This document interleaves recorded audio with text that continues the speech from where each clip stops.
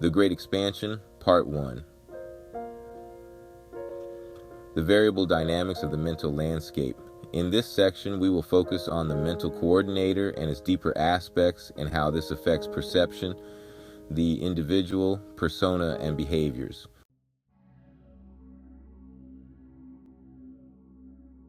Mental landscape. Sensory dynamics deals with the aspect of shadow perception reality and how it creates our environment based upon the individual's perception, which becomes the basis of that reality. From these two aspects, we can ascertain a better understanding of how the interaction of variables within the mental landscape affects our judgments when determining behavior and its association with cognitive development.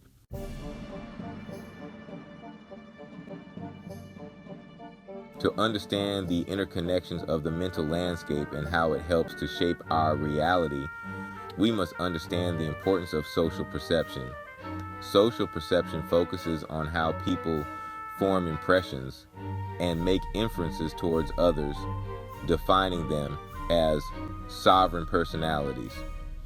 People formulate an understanding of others' feelings and emotions by observing information gathered from physical appearance, verbal and nonverbal communication, facial expressions, tone of voice, hand gestures.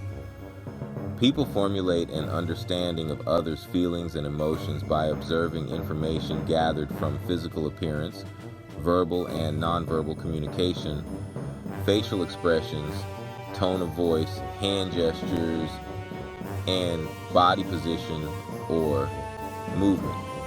This is but a light introduction leading into those variables that can be observed and only counts for a minor demonstration in how people communicate without using vocal exchange.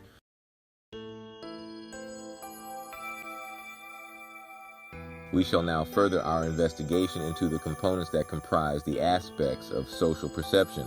Observations. Raw data for social perception consisting of an interplay between three sources: persons, situations, and behaviors.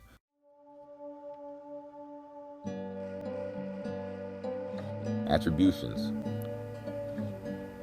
Expressing that a particular personality from an individual is the source and or cause of the behavior during an event or situation. All collected data must be integrated into the essence of a unified impression. From this unified impression, specific biases are formulated to give confirmation to the impressions that are created.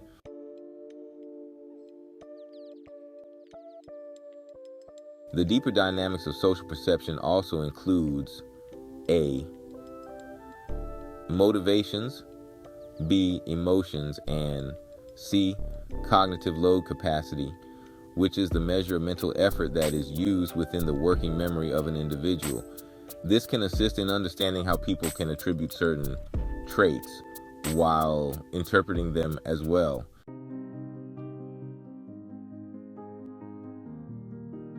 There are certain social perception variables or observations that are used to give support to an impression.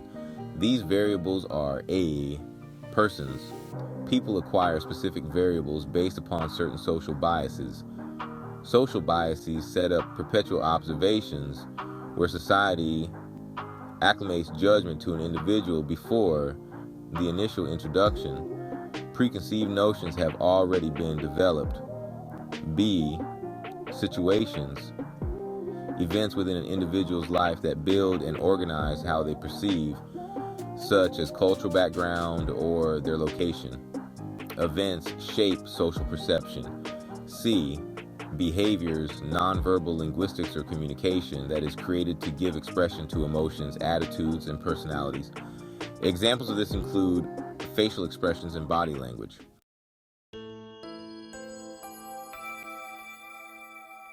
All individuals encode and decode 6 primary emotions, which are 1. Happiness, 2. Sadness, 3. Anger, 4. Fear, 5. Surprise, and 6. Disgust. These emotions are universally encoded and sustained within society by everyone.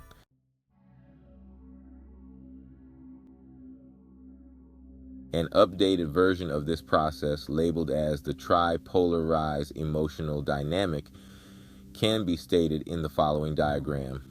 To understand this concept better, we must take a more intensive observation into social perception and attribution by seeing how it controls our judgments.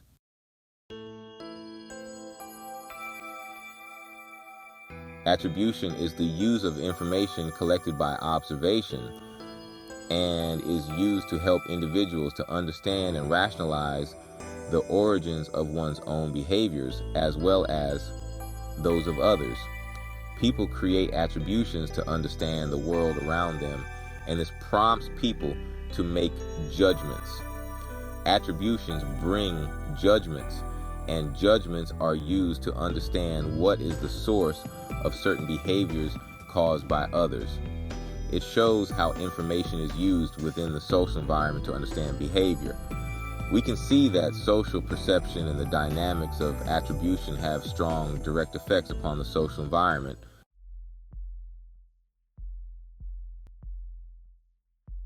We further investigate this with Furnham and Gunter and their studies on fundamental attribution error. This type of error defines itself by understanding the tendencies for those within the social environment to attribute another's actions or behaviors to internal traits as opposed to the external circumstances presented to the individual. This can be summarized by the actions of a person of wealth attempting to understand those of poverty. Not all variables or experiences will be noticed or taken into account.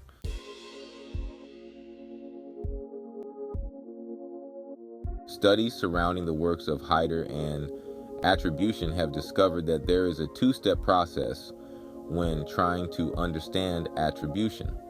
The first step is to analyze behaviors by making an internal attribution, and then, after consideration, move on to possible external attributions that can affect primary deduction within the initial inference.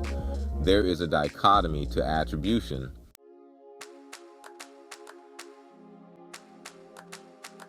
We must estimate whether the attribution is internal or external. When dealing with internal attribution, we focus upon dispositional attribution or personal attribution, such as personality, character, or attitude. External attribution is situational, that is, acting this way due to the situation or circumstances. In most cases, individuals will have internal attributions preceding external attributions.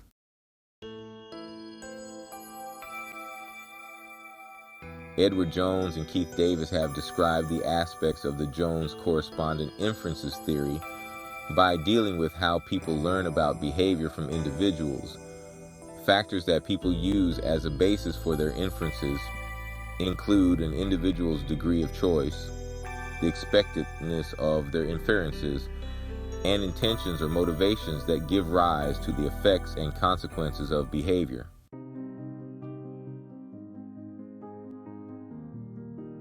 Another dynamic that must be explained is Kelly's covariation theory by Harold Kelly, which states that individuals make attributions by utilizing the covariation principle. The covariation principle claims that people attribute behavior to the factors that are present when a certain behavior occurs and the factors that are absent when it does. Three types of covariation include consensus. A large majority of individuals react with similarity to a certain stimulus. Distinctiveness, showing a connection between behavior and a stimulus even when compared to others over a similar but broad category. And consistency, which focuses on the development of behavior over time when the stimulus remains unchanged.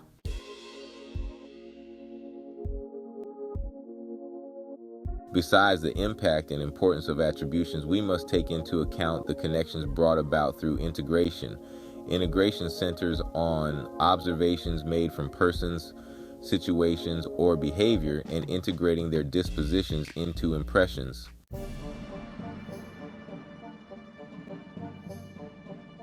We get a better understanding of this dynamic through the work done on information integration theory.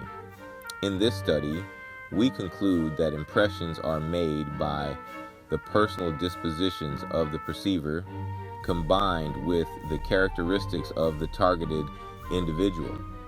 The differences between perceivers are due to judgments and evaluations of others when they use themselves as a standard or frame of reference.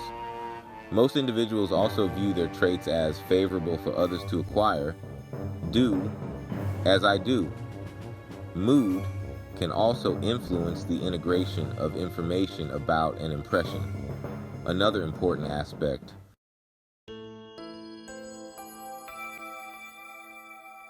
centering on the integration of information into a perceiver's impressions is priming. Priming is a tendency to create easy mental connections that pertain to implemented concepts or words, which will influence the assimilation of new information. Trait information affects the impressions of individuals and can point to the existence of other traits. Central traits command a strong effect on the overall impressions of a perceiver. The sequence of a trait can also influence the impact of a trait. The importance of this concept can be best presented when discussing the dynamics of primary effect, which states that information has a stronger effect when presented at the beginning of a particular situation, as opposed to when elicited at the end.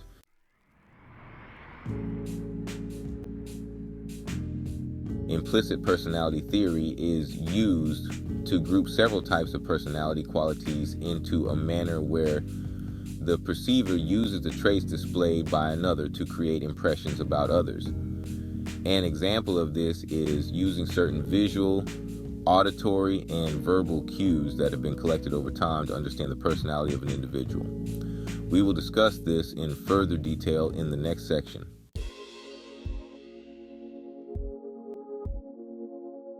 Some traits have less of an effect on an individual and are not considered to be as strong as central traits. These traits are called peripheral traits. Central traits and peripheral traits are interchangeable and not fixed, and can change based upon the context of a situation. The aspect of a trait can be paired with an individual's impression, determining how the impression will be perceived. This variation can be explained when such traits as industrious and determined are compared to a cold-natured person, showing a more favorable outcome that is perceived than one when being paired with being shallow and vain. We can also see through the work of Kim and Rosenberg that we form impressions upon an evaluating dimension, such as when we observe personality traits. We will rank them in terms of a polarity such as good or bad, and thus act accordingly. This comes with variation upon the conditioning of the dualistic state of the trait, such as, instead of it being good or bad, it turns out to be strong or weak, active or passive, attractive or unattractive, and so forth, with many different combinations.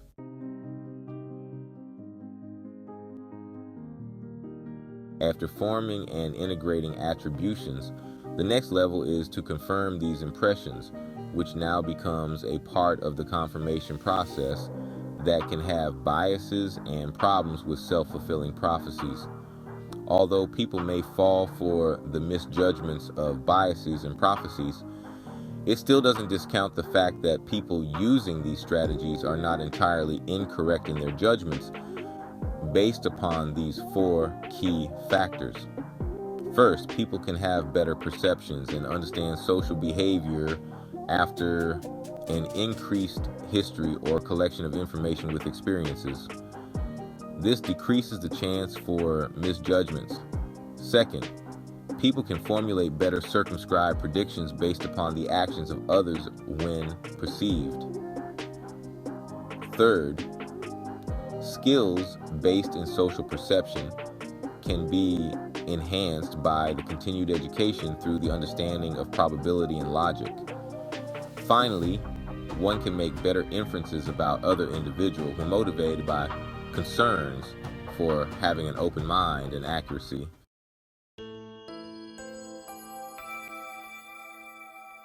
In this section, we will discuss the importance of accuracy and social perception. When we speak of accuracy and social perception, we must understand the delicate nature to which this dynamic is manifesting. The focus of accuracy relates to the connections that are associated with judgments that people make of the psychological attributes attached to people and the true reality in regards to those being judged. There are three aspects when it comes to the varying approaches of accuracy: pragmatic, constructivist, and realistic. Most studies agree that the accuracy of social perception is highly rated, but this accurate measure depends on a degree of accuracy which is based upon four criteria, or moderating variables: the attributes of the judge, the target, the trait that is judged, and the information on which the judgment is based.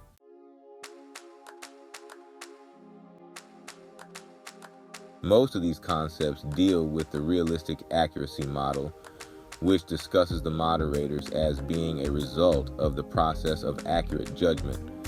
The process of accurate judgment when looking into the personality starts with the target and the relevant information that is available.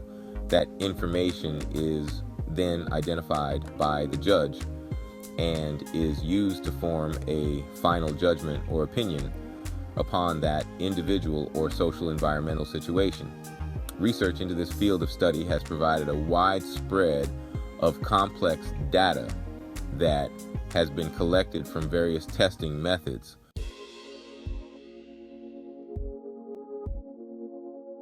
One such popular method is the use of the TACIT, or better defined as the Awareness of Social Inference test.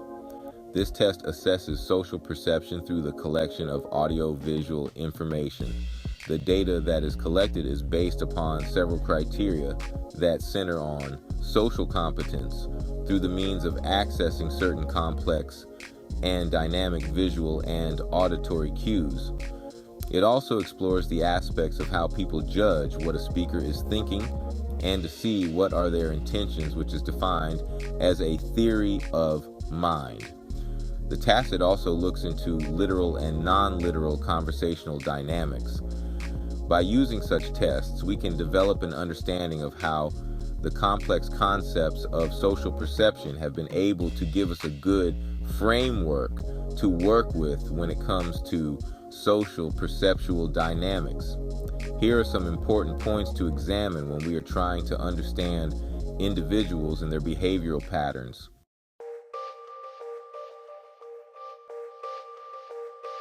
First, let's discuss some inaccuracies and distortions that can happen when dealing with social perception.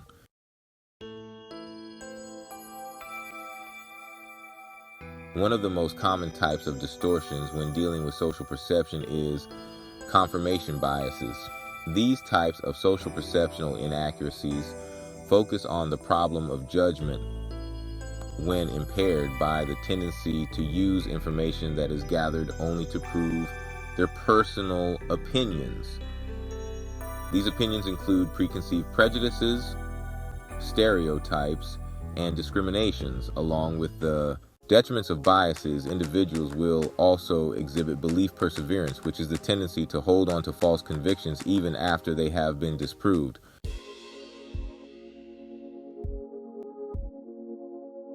Availability heuristic deals with the concept of placing more importance and reliance on those memories that are more immediate than those which are not easily accessible. This is a mental shortcut that operates from the notion that if something can be recalled immediately, then it must hold a greater importance than alternatives that are less easily recalled.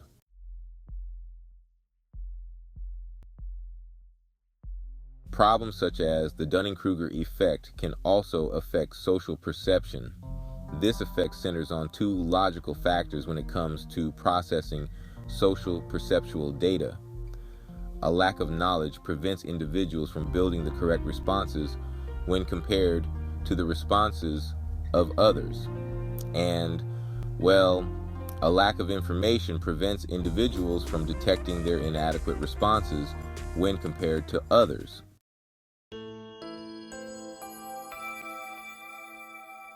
Overconfidence. Bias focuses on one's ability to have their confidence outweighing the reality of what actually is the nature of their true confidence.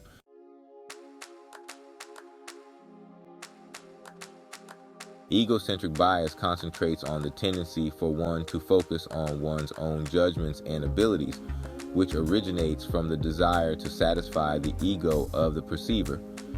Another important aspect is the tendency for a social perceiver to build more blame towards the individual who caused the accident as the consequences of the situation become more drastic. But if the social perceiver connects with the perpetrator of the accident, then the perpetrator will seem less responsible for the act as the severity increases.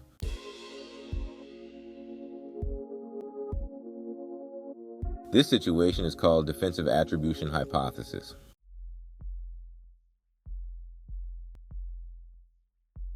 Forer effect or Barnum effect is when the social perceiver takes general and vague information and interprets this information as specific to them. Another false perceptual action performed by the perceiver is counterfactual thinking, which is when false or alternative perceptual information is created that could have possibly happened but didn't.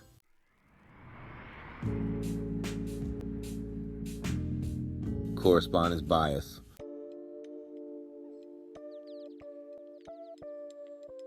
Let's focus now upon the mistakes made when it comes to group perceptual interaction.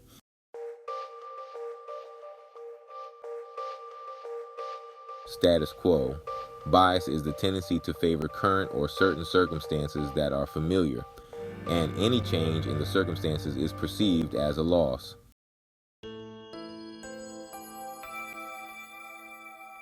In-group bias is the tendency for a perceiver that is a member of a group to exhibit behavior that will favor one's own group members and their actions.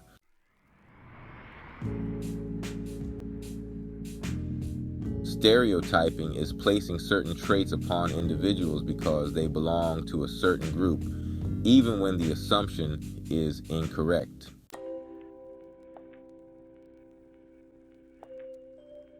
Our study in perception will now take us back to interaction and some of the effects caused by its neurological manipulation of the mental landscape.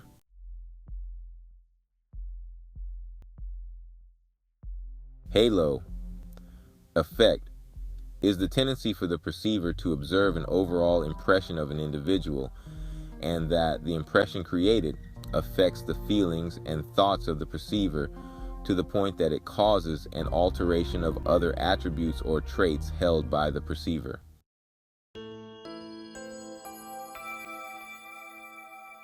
False consensus effect is the ability of a perceiver to overestimate the magnitude in which behaviors, opinions, and attributes are shared with others.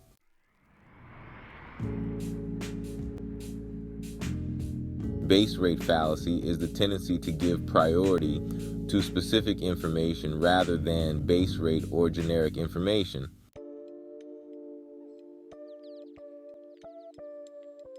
Psychological projection is a defensive mechanism which causes a perceiver to take emotions and feelings which have been internalized and project them onto others.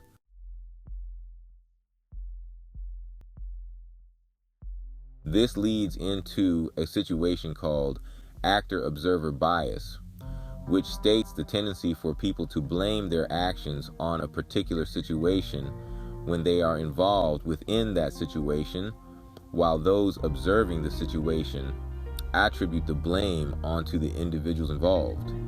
This concludes this section of the SMART study. Thank you for watching.